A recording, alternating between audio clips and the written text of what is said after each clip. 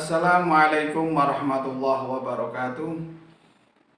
Alhamdulillah wa syukurillah ala ni'matillah. La hawla wa la quwata illa billah. Allahumma salli wa sallim ala sayyidina Muhammad wa ala ali sayyidina Muhammad. Subhanaka la ilma lana illa ma 'allamtana innaka antal alimul hakim. Rabbi shrah li sadri wa yassir li amri wahlul 'uqdatam min lisani yafqahu qawli, amma ba'd. Alhamdulillah wa syukurillah ala nikmatillah. Para pemirsa yang dirahmati oleh Allah, berjumpa kembali bersama kami di channel yang sama. Seperti biasanya, pada kesempatan yang berbahagia ini, dalam kesempatan yang mulia ini, kami akan memaparkan kajian mengenal kitab, mengenal pengarangnya, sekaligus isi pembahasan dari kitab tersebut.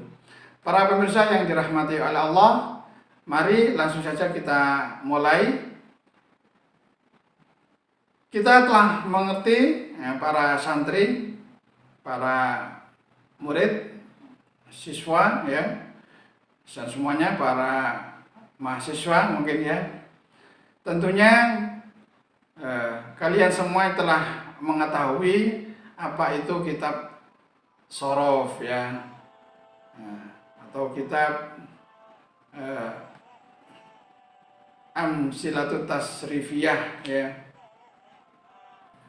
Para pemirsa sekalian, adik-adik sekalian yang berbahagia, tentunya kalian semuanya kita semuanya sudah pernah mendengar kitab Amsilatut Tasrifiyah. Kitab Amsilatut Tasrifiyah. Apa anak-anak? Kitab Amsilatut Tasrifiyah. Nah, kitab ini sudah tidak asing lagi bagi para santri di pondok-pondok pesantren, baik pondok salaf, pondok modern, baik di kampung-kampung, di pelosok-pelosok kampung, ataupun pondok-pondok modern, dan sekolah-sekolah madrasah diniyah. Mereka insya Allah sudah mengenal kitab Amsilatut Tasrifiyah, atau sering kita dengar kitab Shorof gitu ya.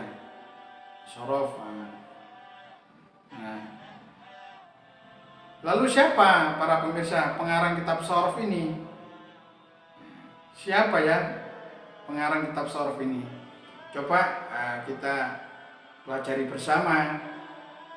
Kitab Amsilatut Tasrifiyah ini, ataupun kitab tasripan ya, kalau misalnya dulu di pondok-pondok tasripan. Dan siapa pemirsa pengarang kitab ini? Pengarang kitab ini nama lengkap beliau adalah Muhammad Maksum bin Ali bin Abdul Muhyi Al-Maskumambani. Siapa? Muhammad Maksum bin Ali bin Abdul Muhyi Al-Maskumambani. Beliau lahir di Maskumambang, Gresik. Ini Maskumambang, kampung Maskumambang. Maskumambang, Gresik. Yang tepatnya di sebuah pondok yang didirikan oleh kakek beliau. Yai Maksum ini beliau Maksum kecil Maksum ketika masa mudanya ini pergi menuntut ilmu di pesantren Tebireng, Jombang.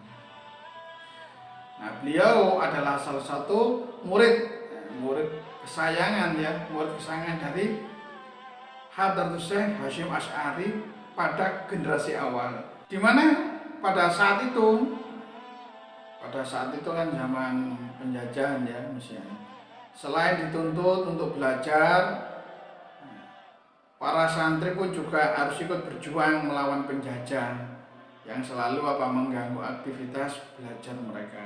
Yai Maksum ini, Yai masih muda ini pergi ke Tebu Ireng bersama dengan adik kandungnya.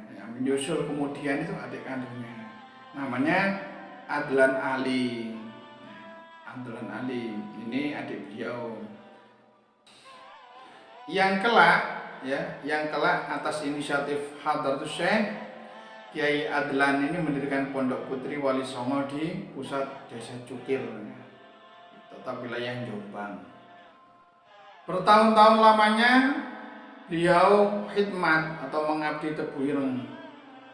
Kepintaran Yai Maksum ini dari segala ilmu, terutama bidang hisab,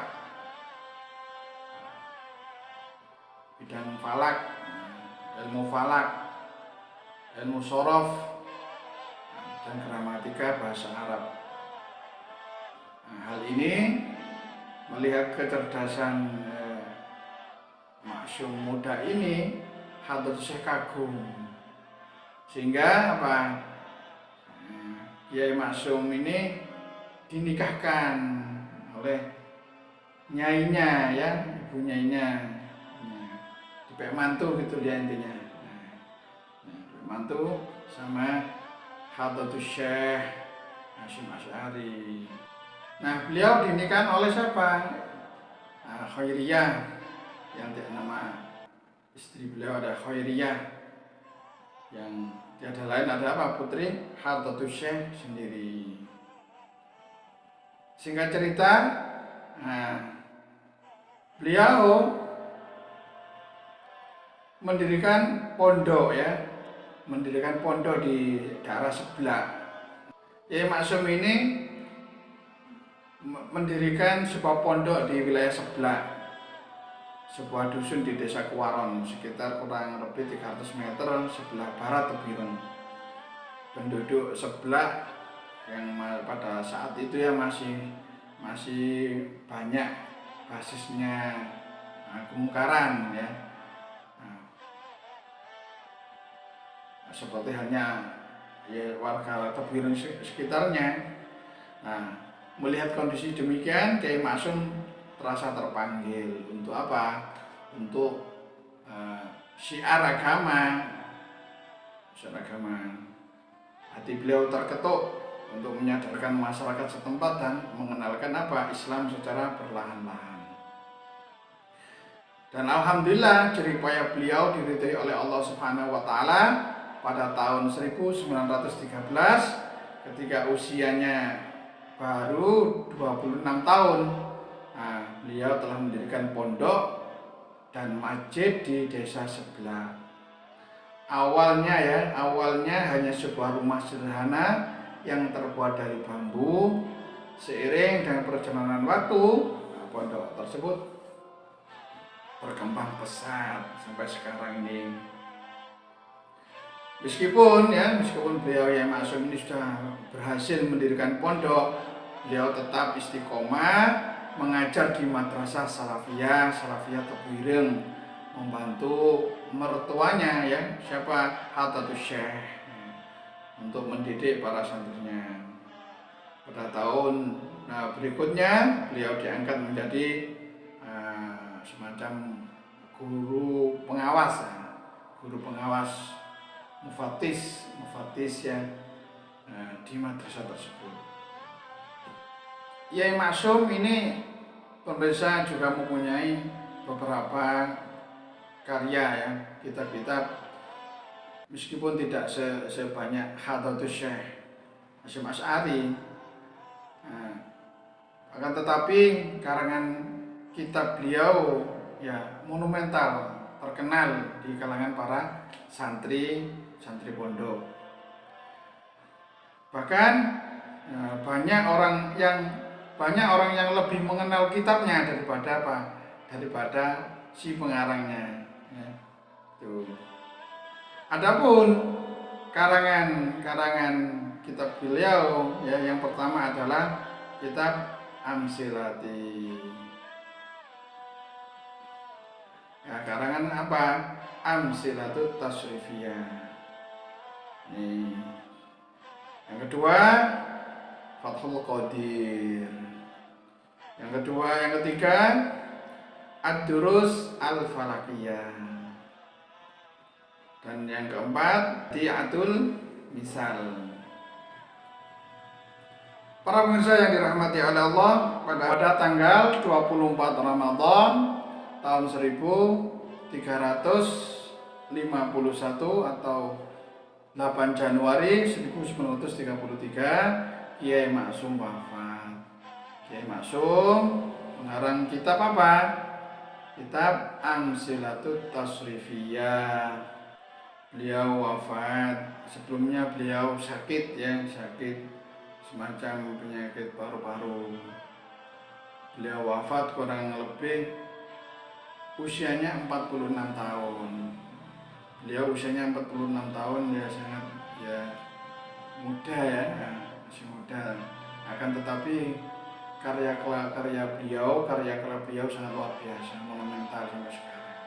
Karena beliau adalah salah satu ulama yang menjadi rujukan dalam segala bidang keilmuan seperti Hadratus Syekh. Semoga segala amal beliau diterima oleh Allah Subhanahu wa Ta'ala. Dan apa yang ditinggal beliau bermanfaat. Allahumma firlahu wa nafa'na bihi wa bi ulumihi fid-dharain amin.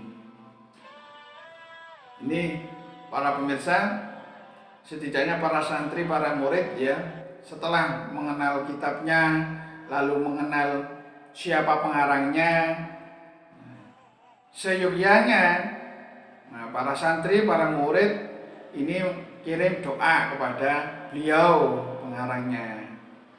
Misalnya di awal dengan qaulul musannif rahimahullah taala, wa nafa'ana bihi wa bi ulumihi wa amatana bi asrarihi wa a'adda alaina bi barakatihi fid dharain amin.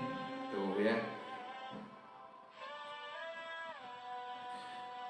Selanjutnya para pemirsa, kita akan menjelaskan sedikit apa sih pembahasan kitab Amsilatut Tasrifiyah. Nah, kitab ini menerangkan ilmu shorof, susunannya sistematis sehingga mudah difahami dan mudah dihafal. Pada dasarnya lembaga-lembaga pendidikan Islam baik yang ada di Indonesia ataupun di luar negeri ini banyak yang menjadikan kitab Amsilatut Tasrifiyah ini menjadi sebagai rujukan. Kitab ini juga menjadi pegangan wajib bagi setiap pesantren salaf. Ada yang menjulukinya ya kitab Tasrifan Jombang. Karena pengarangnya ini dari wilayah Jombang ya, beliau meskipun lahirnya di wilayah Gresik.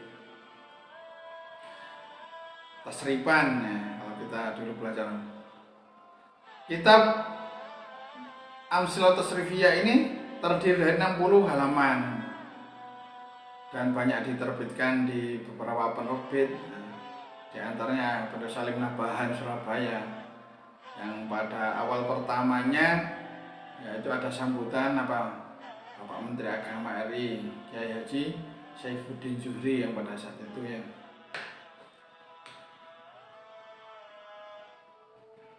Jadi isi kandungan dari kitab Amsilatut Tasrifiyah di antaranya membahas masalah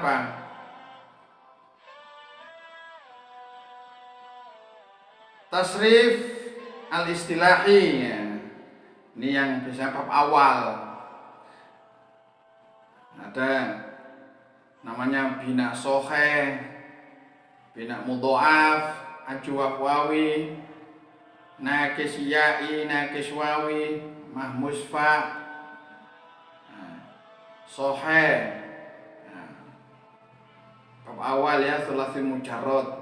Ini adik-adik sudah memahami kalau di pesantren-pesantren.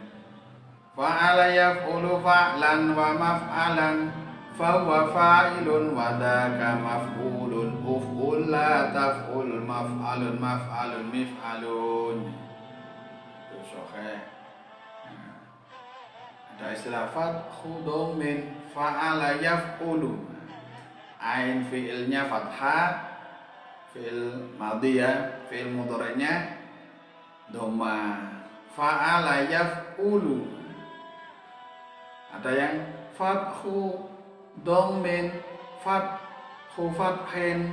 Ain fi'ilnya fathah pada fi'il madhinya, fi'il mudhari'nya fathah. Fa'ala yaf'alu. Ada yang fathu dhammin fathu fathin fathu kasrin.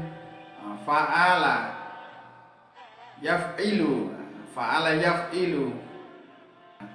Nasara yansuru nasran wa mansuran fahuwa nasirun wa dzaka mansurun unsur la tansur mansurun mansurun minsurun.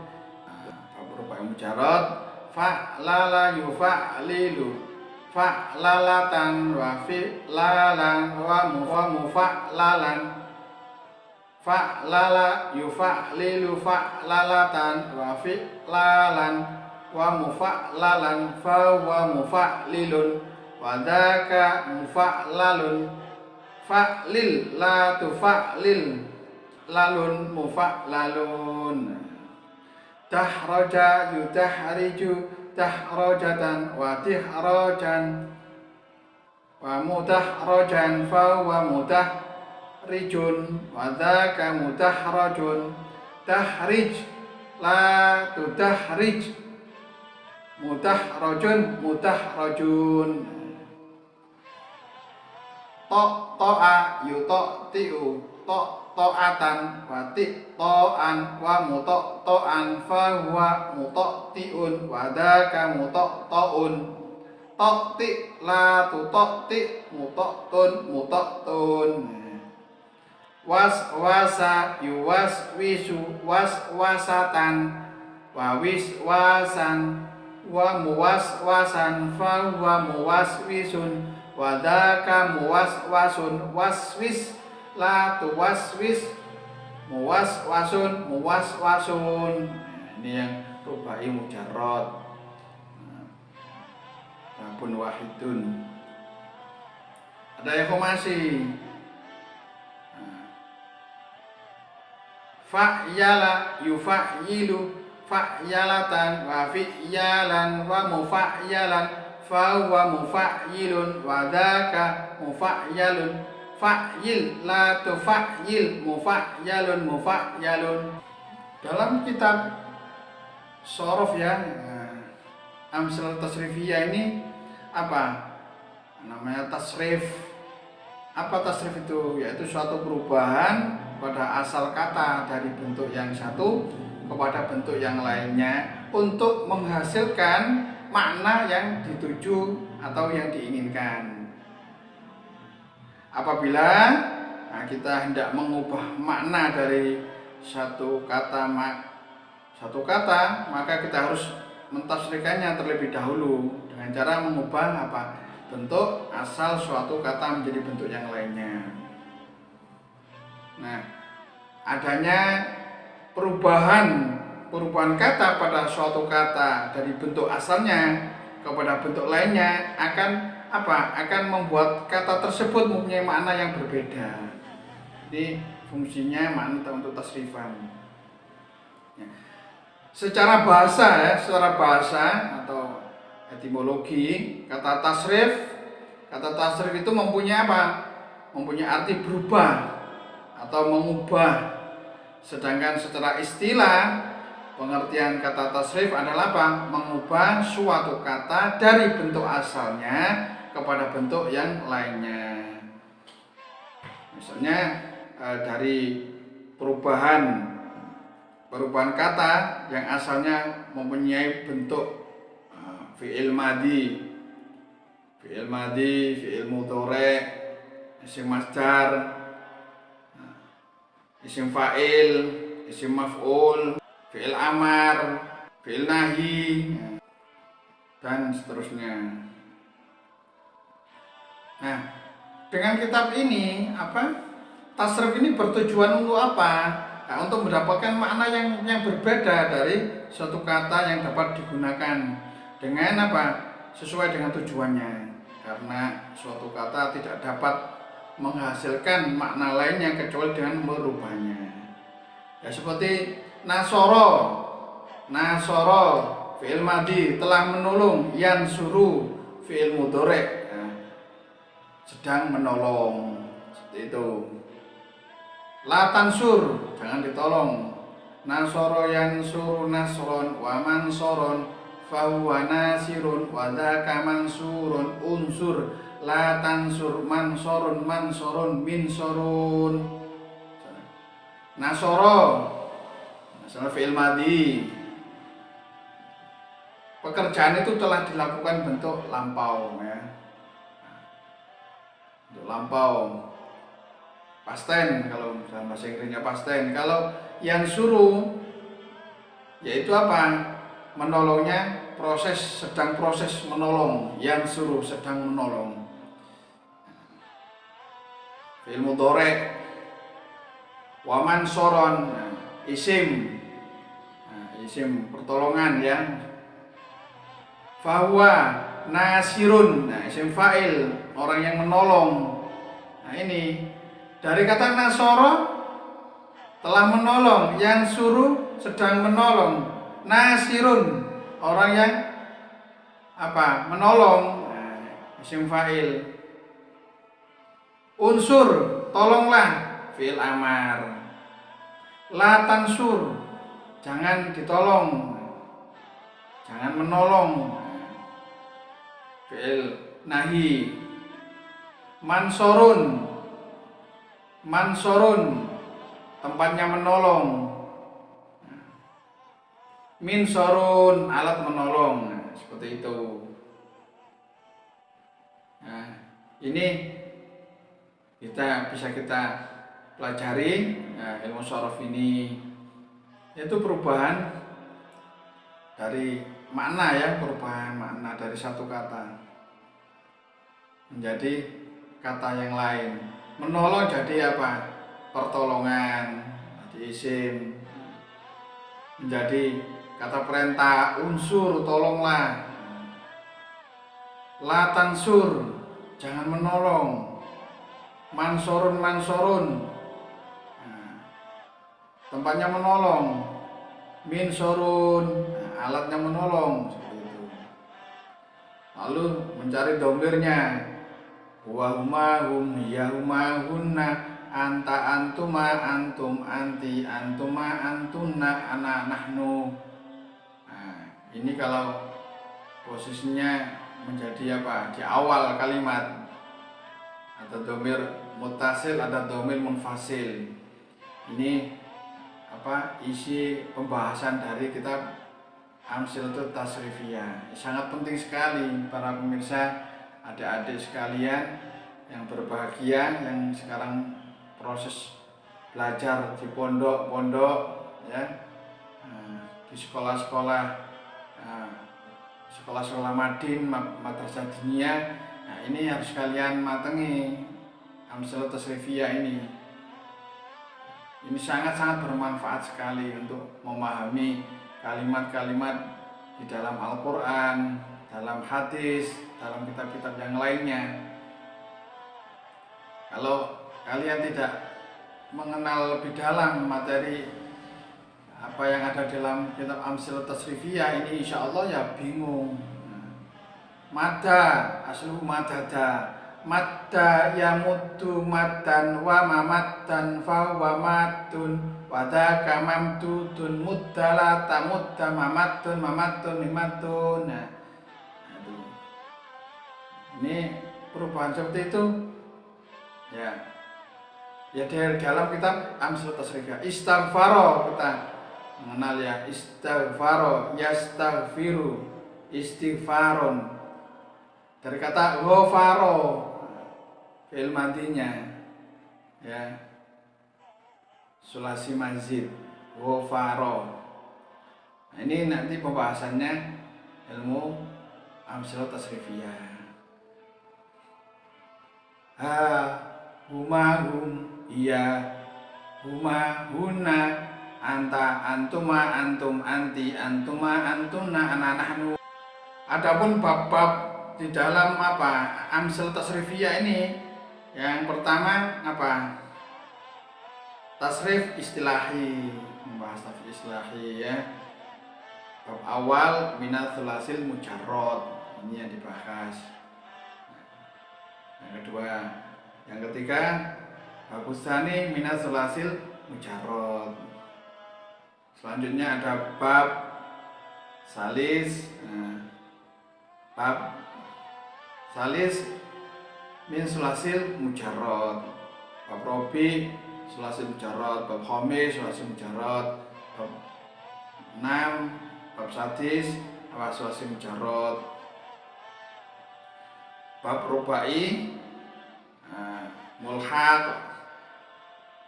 sulasi minar rubai mulhaq, bab rabi' rubai mulhaq, seterusnya. Bab awal min sulasi masjid, ada pembahasan sulasi masjid, tadi sulasi mujarrad, antara seperti itu. Tasrif lughawi ya.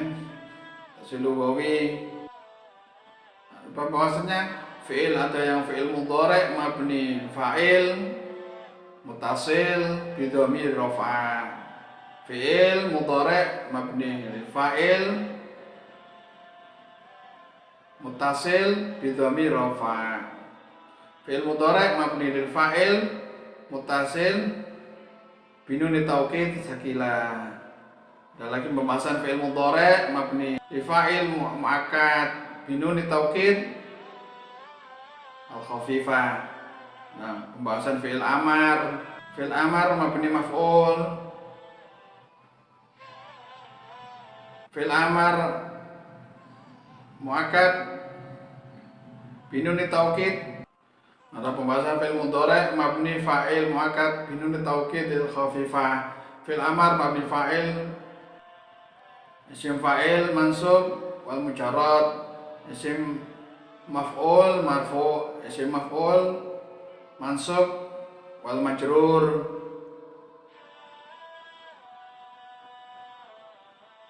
Membahas isim zaman, isim makan dan alat, isim alat ya.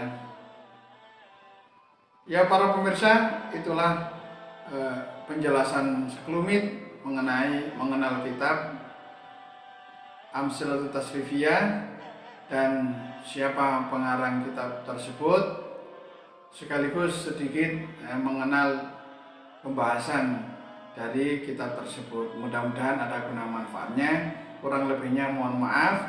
Kritik dan saran akan senantiasa kami terima, karena kita juga harus menyesuaikan durasi waktunya ya. Demikianlah akhirul kalam. Assalamualaikum warahmatullahi wabarakatuh.